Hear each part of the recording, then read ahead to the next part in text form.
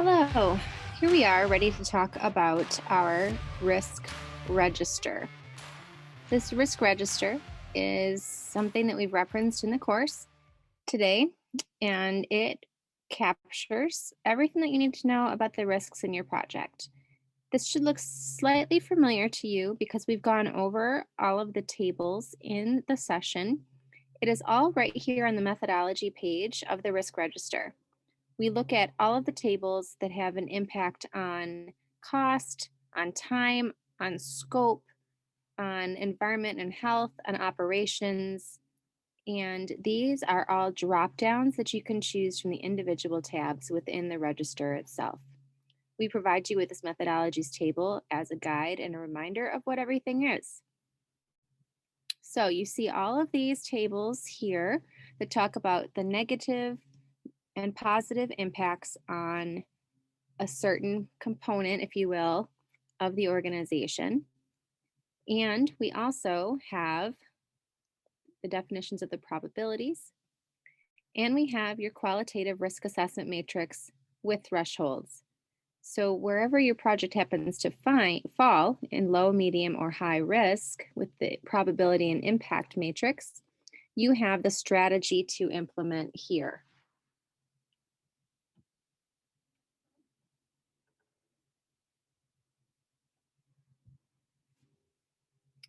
What you do is you go to the risk register summary page to capture everything at a glance. This is not an editable page either.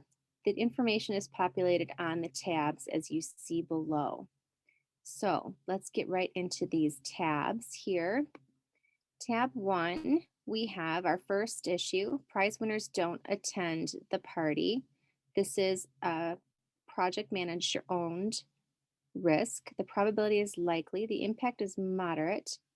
So our priority would be medium. If prize winners don't attend the party, then DOL will look inept at getting people together for recognition, impacting our reputation and ability to host future gatherings. That is the risk detail that can be entered into the register. And then the trigger event that we're thinking of is short notice. We only gave them 2 weeks ahead of the scheduled event.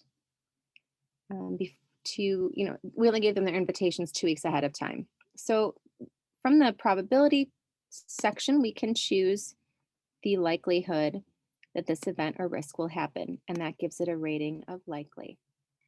Now, here are all of your impact tables. So you have time, cost, scope, operations, health and safety, brand reputation, and natural environment.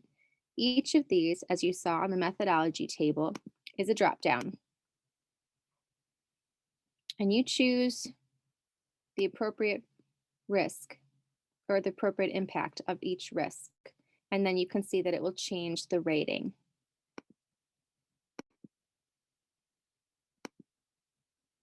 So changing the impact will change the rating.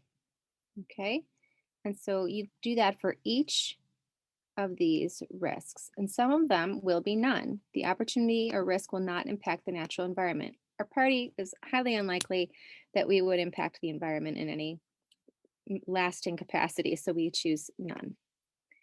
And then secondary risks, as you learned, there are always secondary risks, but we should put in a contingency plan and any secondary risks of that contingency plan.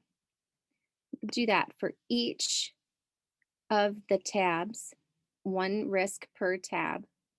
So let's say that we have bad weather. We can't own that. Mother Nature owns that one. The probability is rare because we picked a good season, we think. So the impact will be minor, so it's a low priority risk. If the weather turns to a blizzard, then the safety and well-being of the invitees is at risk and the event will be canceled. And this could cost us money, but there's a less than 30% chance that this will happen, right? So when you go down to your impact tables, no impact on time. The cost, there will probably be an impact if there was a blizzard.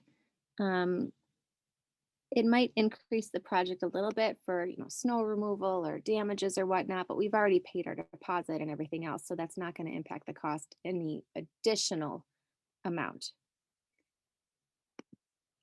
So you choose the appropriate impacts. You think about a contingency plan, and we look at the secondary risks of that contingency plan. And then you can have your review log where you would make notes as to what actions you were taking to mitigate these risks. And you go on and so forth.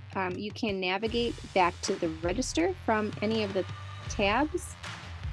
The changes that you make within those tabs will impact the priority of the risks. So what I like about this is you can see which risks are high, medium, or low right off the bat. And that is your risk register. I encourage you to download it and play with it.